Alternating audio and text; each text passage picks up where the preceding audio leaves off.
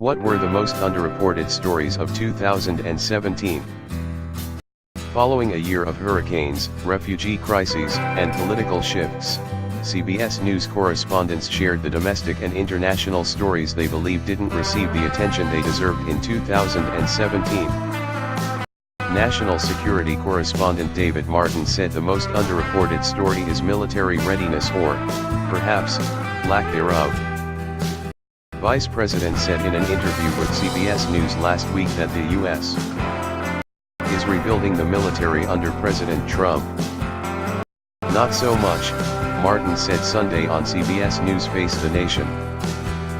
Military readiness is generally defined as the ability of individual military units to carry out assigned missions swiftly and competently.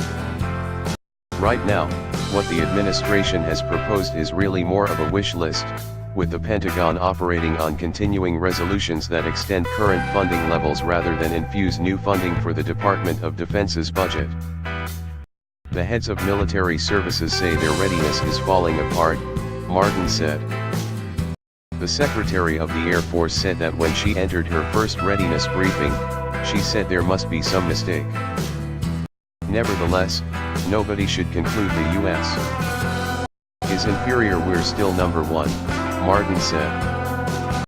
An unsatisfactory military readiness doesn't mean the U.S. will stop going, rather, the U.S. will come back with less, he said. CBS News Chief White House correspondent Major Garrett believes the most underreported story abroad is the U.S. focus on Saudi Arabia. Trump made Saudi Arabia his first overseas stop as president. The orientation of the U.S. against Iran partly through use of Saudi Arabia is an important story, as is the possible restoration of the Saudi kingdom, Garrett said.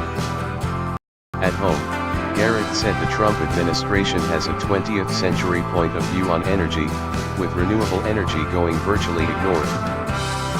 CBS News White House and senior foreign affairs correspondent Margaret Brennan said the lost generation of the refugee crises abroad make for a story that deserves more focus. And Congo have become humanitarian crises, and UNICEF predicts hundreds of thousands of children under the age of 5 could die in Yemen.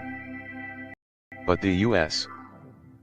is rarely talking about these issues, and isn't leading on them, Brennan said. When people in those nations do come up in conversation, it's from a homeland security perspective, she said. CBS News Justice and Homeland Security correspondent Jeff Pegues said perhaps the biggest underreported story is that European officials are saying they are not seeing the outflow of Islamic State of Iraq and Syria, ISIS, fighters they expected. They have had to reassess what they thought would happen with the Syrian battlefield winding down, Pegues said. At home, Washington Post reporter and CBS News contributor Ed O'Keefe said threats against lawmakers and the assassination attempt on a member of Congress Rep. Our Louisiana deserves more attention. Scalise was seriously injured when a man opened fire on a congressional baseball practice in June. This was the most threatening year for lawmakers in history, said O'Keefe, referencing the number of threats recorded against lawmakers. O'Keefe said the rhetoric is rubbing off. Also all but forgotten is the aftermath of the hurricanes in the U.S. Virgin Islands and an island that must be rebuilt after Hurricane Maria. That rebuilding hasn't really happened yet, O'Keefe said. The full discussion aired Sunday on CBS News Face the Nation.